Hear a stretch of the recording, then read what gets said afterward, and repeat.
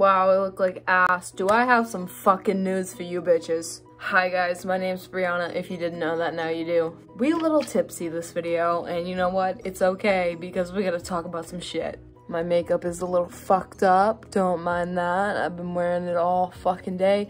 Hey guys, this is exciting. My hair is finally long enough on this side, because I shaved it, if you didn't know, because I'm an impulsive bitch, to like reach back into a ponytail. So now I can wear my hair like this, and I'm so excited. It's been like this for hours, so it kind of looks like shit. Don't mind that. I know I've gained a shit ton of subscribers from my Amazon videos, which is why I'm extremely nervous for this video. Some of you guys said I wouldn't last, and let me just say you guys were right. I knew damn well I wasn't gonna make it through the winter. I fucking hate the winter. Now this video is gonna be focused more towards the mental health side. If you don't like that, please press away. If it triggers you at all, please click off. Now that I've gotten that out of the way, I broke down to one of my managers a couple weeks ago. Maybe a week ago. I don't know the concept of time right now. I basically said I can't fucking do this. I was getting the heaviest routes out of everybody for over a week. I know I was going fast, and I know the faster you go, the bigger the computer is gonna make your route. So I was trying to slow down in the end, but it's not just gonna cut your route in half because you slow down. Because once they know what you're capable of, they're gonna give you as much as they possibly can. Biggest route I had was probably 270 packages with 100 and something stops.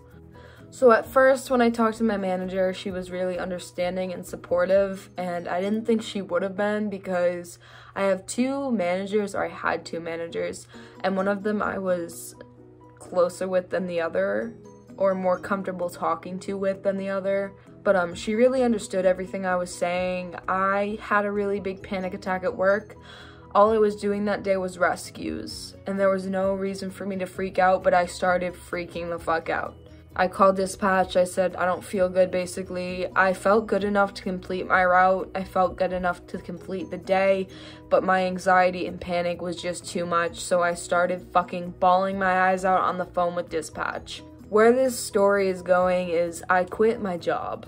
I currently do not have a job. I reapplied to Dunkin's. I quit when I started driving with Amazon because I thought I would really like it and I would last. The sad thing is I have to go through training all over again, and there's a separate store for the training. I loved my training store. I loved my training coworkers and everyone, so I'm actually really excited to be able to go back there and see them all again, but I'm not excited to watch all the training videos when I know how to do everything in that fucking damn Dunkin' Donuts. It's just because I've been gone over a month and it's just like normal protocol, I guess. But that's not gonna be my main job because $10 an hour isn't enough to live off of for anybody. I'm switching to the warehouse. I'll definitely get hired being as I was just an Amazon driver and I have the experience. The one actually right down the street from me has been having multiple job fairs, and the next one I believe is on Wednesday or Thursday.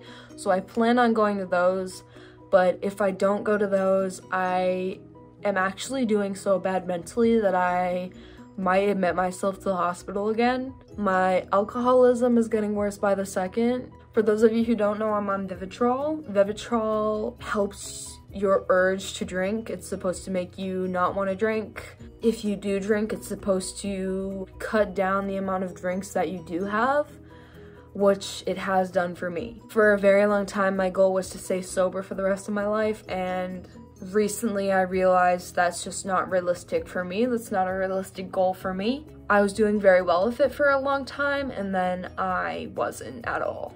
I've been doing very well with keeping my drinks under basically 2 of these a day. I try not to drink every day, but my job was stressing me out so much to the point where I started, so I've pretty much been drinking every day for a month. Tomorrow, I'm getting my Vivitrol shot. I'm actually about a week late for it, but that doesn't really matter. It's still in my system. So what the Vivitrol shot does is basically, if you drink on it, you either get extremely sick to the point where you drink so much you end up in the hospital, or you don't get drunk at all. Both of those things have happened to me, except I haven't ended up in the hospital. I've gotten extremely sick, and I haven't gotten drunk at all.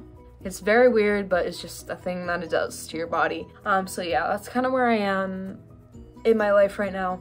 I don't want to lose all the subscribers I've gained. Like I said in my last videos, I appreciate you guys, and I don't know what I'd do without all of your support.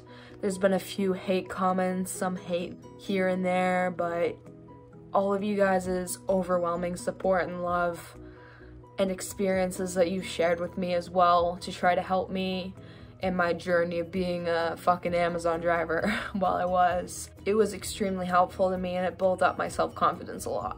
This time of year for me is always very hard. The holidays are very hard. My family, I don't have one. My dad is a fucking psychopathic liar. He has been my entire life. It's just gotten worse as I've gotten older. And now there's this whole thing with my brother and my mom and him going to school and my dad trying to take her to court and all this fucking bullshit. My brother is basically going through the same thing I went through in school. I ended up dropping out of school. I took GED classes and then I never took the tests. I'm not really sure why. I kind of just drifted away from that because I was working a lot. Ever since I dropped out of school, the one thing I have been doing is busting my ass working. I think that's the one thing you need to have, is a good job. If you do drop out of school, just make sure you're busting your ass, because no one can really say anything about it at that point, and even if they do, it's your fucking business. I dropped out of school because I tried to kill myself multiple times because of it, and the shit I was going through, and I couldn't fucking handle school, and the shit that we learned, we don't even have to fucking know in real life. So why the fuck would I want to be there when I have depression and I want to kill myself and everyone around me?